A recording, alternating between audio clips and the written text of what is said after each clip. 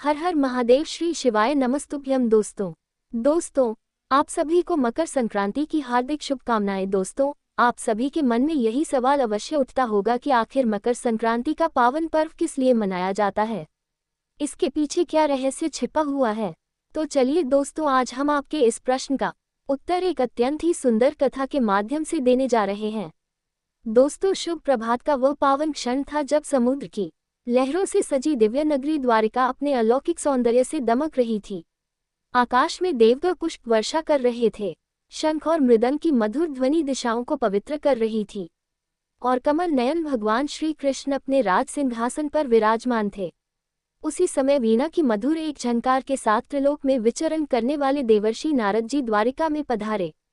उन्होंने भगवान श्री कृष्ण को नमन किया और करबद्ध होकर गूढ़ भाव से प्रश्न करते हुए बोले, हे द्वारिकाधीश, हर साल मकर संक्रांति का ये पावन पर्व इतनी श्रद्धा और उल्लास के साथ क्यों मनाया जाता है?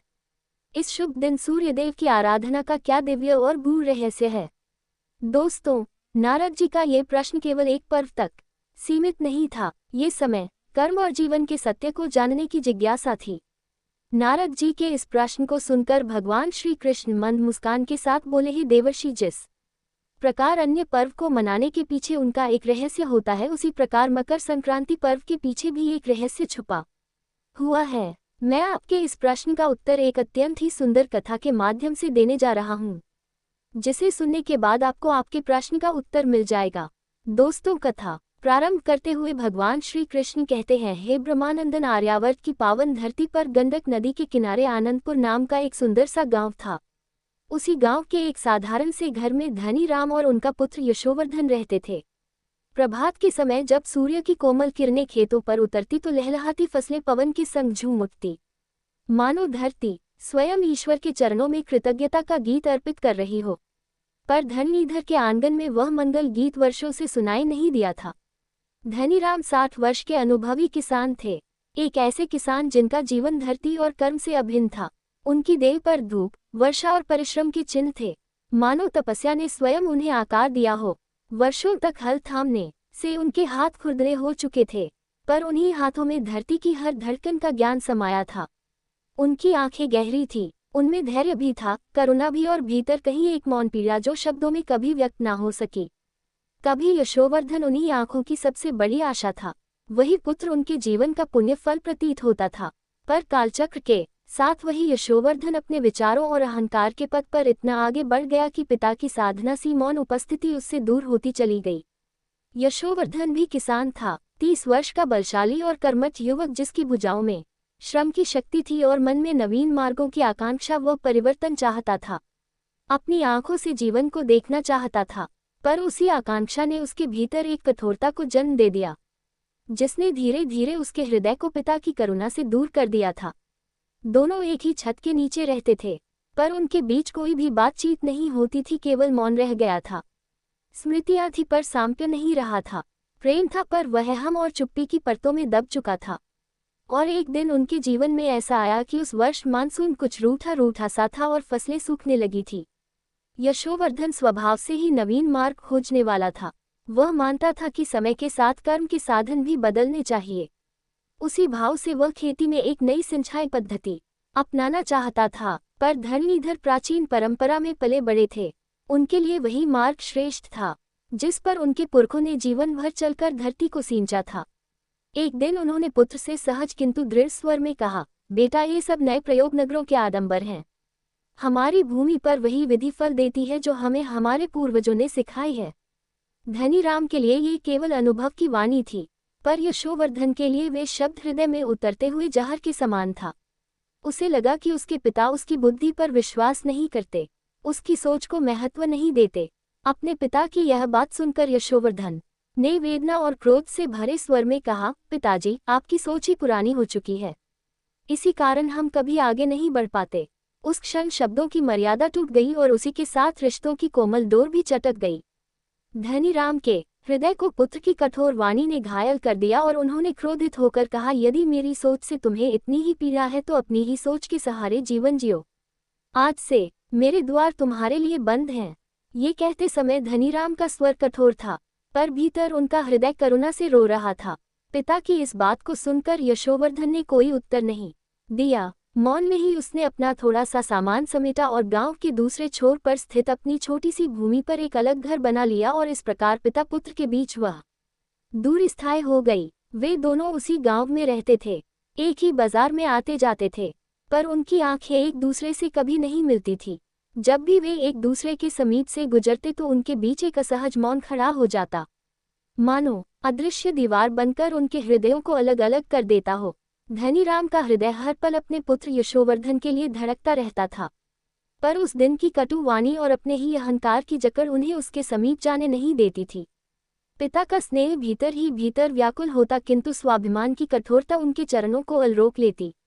उधर यशोवर्धन भी जब कभी दूर से अपने पिता को देख लेता तो उसके अंतर्मन में एक पीड़ा सी उठती, पर उसी क्षण ये भाव उसे जकड़ लेता कि मैं ही क्यों पहले झुकूं, और यही भाव उसे भीतर से और कठोर बना देता। कभी इन दोनों के बीच प्रेम और संवाद का एक सजीव सेतु थी उनकी माता, जो दोनों के मनों को जोड़कर रखती थी, पर वह सेतु बहुत पहले ही इस लोक से विदा हो चुका था। उनकी अनुपस्थिति ने पिता और पुत्र के बीच की खाई को और भी गहरा कर दिया था। इसी बीच मकर संक्रांति का पावन पर्व समीप आ गया। पूरा आनंदपुर उल्लास में डूबा हुआ था। घर घर में तिल और गुड़ की सौंधी सुगंध फैल रही थी। बच्चे पतंगे उड़ाने के स्वप्नों में मग्न थे और स्त्रियां आंगनों को लीपपोत कर घरों को शुद्ध कर रही थी। ये वही पावन दिवस था जब सूर्य देव उत्तरायण होते हैं, जब सूर्य देव दक्षिण से उत्तर की ओर अपनी यात्रा आरंभ करते हैं, अंधकार से प्रकाश की ओर, शीतलता से ऊष्मा की ओर। ये पर्व केवल ऋतु परिवर्तन का नहीं बल्कि जीवन के नवीनीकरण, दान पुण्य और संबंधों में मधुरता लाने का प्रतीक है। धनीराम अपने छोटे से घर की चौखट पर बैठे दूर फैले खेतों को निहार रहे थे। उनकी आंखों में सुनासा विस्तार था। हर वर्ष मकर संक्रांति आती और चली जाती, पर उनके जीवन में कोई उत्तरायण नहीं आता था। उनका पुत्र कितनी ही बार उनके पास से गुजरता पर कभी पलट कर नहीं देखता। उस मौन में एक लंबी आह उनके हृदय से निकल पड़ी, हे भगवान, ये सब कब तक चलेगा। उधर यशोवर्धन भी अपने खेतों में श्रम करते हुए भीतर से उदास था। मकर संक्रांति का यह उल्लास उसे प्रसन्न नहीं कर पा रहा था, बल्कि और अधिक खिन्न कर रहा था। उसके घर में न कोई उत्साह था, न कोई प्रतीक्षा करने वाला अपना उत्सव चारों ओर था, पर उसके जीवन में केवल एक गहरा सूनापन था। यशोवर्धन अपनी पत्नी के देहांत के बाद से हर पल अकेलापन महसूस करता था और पिता से अलग हो जाने के बाद उसकी दुनिया और भी सिमट गई थी। खेत, घर और मौन, बस यही उसका जीवन रह गया था। उसी मौन में एक दिन स्मृतियां जाग उठी और उसे अपना बचपन याद आ गया। मकर संक्रांति की वह सुबह आंखों के सामने तैरने लगी, जब उसके पिता धनीराम भोर होते ही उसे जगा दिया करते थे। कड़कती ठंड में गंगा स्नान के लिए साथ ले जाते थे, तिल और गुड़ खिलाते थे और फिर मंदिर में बैठकर कथा सुनते थे। उन दिनों उनके बीच कितना प्रेम था, कितना अपनापन था। उस स्मृति ने उसके हृदय में एक गहरी कसक जगा दी, पर उसने तुरंत उस भाव को दबा दिया और स्वयं को कठोर बनाते हुए मन ही मन कह उठा कि गलती तो उनकी ही थी, फिर मैं क्यों उन बातों को याद करूं। उधर मकर संक्रांति की पूर्व संध्या पर आनंदपुर के सबसे वृद्ध अनुभवी और धर्मज ठाकुर बाबा धनीराम के पास आए। उनके मुख पर व्याकुलता देख उन्होंने स्नेह से पूछा कि इतने उदास क्यों बैठे हो धनीराम, कल तो मकर संक्रांति है, ये तो आनंद और प्रकाश का पर्व है। धनीराम ने उनकी ओर देखा और वर्षों से दबा हुआ दुख आंखों से छलक पड़ा। उन्होंने भारी स्वर में कहा कि हर मकर संक्रांति एक और वर्ष जोड़ देती है, पर मेरे और मेरे पुत्र के बीच की दूरी कम नहीं होती। ठाकुर बाबा ने करुणा से उनके कंधे पर हाथ रखा और बोले कि जब सूर्यदेव उत्तरायण होते हैं तो समय की दिशा बदलती है। क्या पता इस बार सूर्यदेव तुम्हारे जीवन में भी प्रकाश ले आए। फिर ठाकुर बाबा ने शांत स्वर में धनीराम से पूछा, धनीराम, कल मंदिर में कथा होगी, क्या यशोवर्धन भी उस कथा में आएगा। ये सुनकर धनीराम ने सिर झुका लिया और धीमे से कहा, पता नहीं बाबा, वह तो मेरा चेहरा भी नहीं देखना चाहता। अगली सुबह मकर संक्रांति का पावन दिवस आ पहुंचा। कड़ाके की ठंड थी, पर जैसे ही सूर्यदेव की पहली किरणें धरती पर पड़ी, वातावरण में एक नई स्फूर्ति भर गई। पूरा गांव टोलियों में गंगा स्नान के लिए निकल पड़ा। धनीराम भी अपने वृद्ध शरीर को समेटते हुए गंगा जी की ओर चल पड़े। उनके मन में एक अजीब सी बेचैनी थी, जिसमें बीते दुख की छाया भी थी और आने वाले किसी अनजाने क्षण की हल्की सी आशा भी। आज मंदिर में पंडित जी विशेष रूप से सूर्यदेव की कथा सुनाने वाले थे। गंगा के निर्मल जल में स्नान कर धनीराम ने अपने शरीर को शुद्ध किया। शीतल जल से निकलकर उन्होंने सूर्यदेव को अर्घ्य अर्पित किया। ओम सूर्य देवाय नमः का जप करते हुए उनकी आंखें बंद थी और होठों पर एक ही प्रार्थना ठहरी हुई थी, हे सूर्यदेव, मेरे और मेरे पुत्र यशोवर्धन के बीच जमी हुई बर्फ को पिघला दीजिए। उधर यशोवर्धन भी अपनी दिनचर्या के अनुसार भोर में उठा और खेतों की ओर चल पड़ा। पर आज न जाने क्यों उसके कदम स्वयं ही मंदिर की दिशा में मुड़ गए। वह कारण नहीं जानता था, शायद बचपन की वही स्मृतियां उसे अपनी ओर खींच रही थी। उसने भी गंगा जी में डुबकी लगाई, पर किसी से कोई संवाद किए बिना उसकी दृष्टि हर ओर अपने पिता को खोज रही थी। पर वे दिखाई नहीं पड़े। उसे लगा शायद पिताजी अभी आए नहीं हैं। भीगी धोती पहने हुए वह मंदिर की ओर बढ़ चला। मंदिर में धीरे धीरे भीड़ एकत्र होने लगी। पंडित जी, जिन्हें लोग श्रद्धा से ज्ञानी बाबा कहते थे, अपने आसन पर विराजमान हो चुके थे। उन्होंने गंगाजल छिड़ककर पूजा स्थल को पवित्र किया और फिर अपनी गंभीर मधुर वाणी में कथा का आरंभ किया। धनीराम मंदिर के एक कोने में बैठे थे। उनकी आंखें ऊपर छत की ओर टिकी थी, मानो ईश्वर से किसी उत्तर की प्रतीक्षा कर रही हो। उसी समय यशोवर्धन भी आया और भीड़ के सबसे पीछे एक खंभे के सहारे बैठ गया। उसकी दृष्टि मंदिर में उपस्थित प्रत्येक चेहरे को टटोल रही थी, पर उसने जानबूझकर धनीराम की ओर नहीं देखा। आंखों में अभी भी वही अडियल सा भाव ठहरा हुआ था। पंडित जी की वाणी गूंज उठी। आज मकर संक्रांति का पावन पर्व है। आज के दिन सूर्य देव दक्षिणायन से उत्तरायण होते हैं। ये केवल दिशाओं का परिवर्तन नहीं, यह एक गहन आध्यात्मिक संदेश है। मित्रों, यशोवर्धन ने ये सब अनमने भाव से सुना। उसे लगा ये तो पुरानी बातें हैं, इनका उससे क्या संबंध। पर पंडित जी आगे बोले, सूर्यदेव क्या करते हैं? वे बिना किसी भेदभाव के सबको प्रकाश देते हैं। वे अंधकार का नाश करते हैं, जीवन को ऊर्जा देते हैं, वनस्पतियों को पोषण प्रदान करते हैं। वे किसी से यह नहीं पूछते कि तुम अमीर हो या गरीब, ब्राह्मण हो या शूद्र, अपने हो या पराये। उनका प्रकाश तो सब पर समान रूप से पड़ता है। पंडित जी के ये शब्द जब यशोवर्धन के कानों में पड़े तो जैसे उसके भीतर कुछ हिलने लगा। बिना किसी भेदभाव के ये वाक्य उसके मन में गूंज उठा और उसे अपने पिता की याद आ गई। उसने स्वयं से प्रश्न किया, क्या उसके पिता ने कभी उसके साथ भेदभाव किया था? नहीं, शायद नहीं। उन्होंने तो केवल अपने अनुभव और पुरानी सोच के आधार पर ही उसे समझाना चाहा था। पंडित जी की वाणी आगे बहती चली गई। उन्होंने कहा कि जब सूर्य उत्तरायण होते हैं तो वे शीतलता को पीछे छोड़ ऊष्मा की ओर बढ़ते हैं। ये परिवर्तन केवल ऋतु का नहीं बल्कि जीवन का संदेश है। ये हमें सिखाता है कि कभी कभी हमें भी अपने जीवन के ठंडे जमे हुए रिश्तों को छोड़कर उनमें स्नेह और गर्माहट भरनी चाहिए।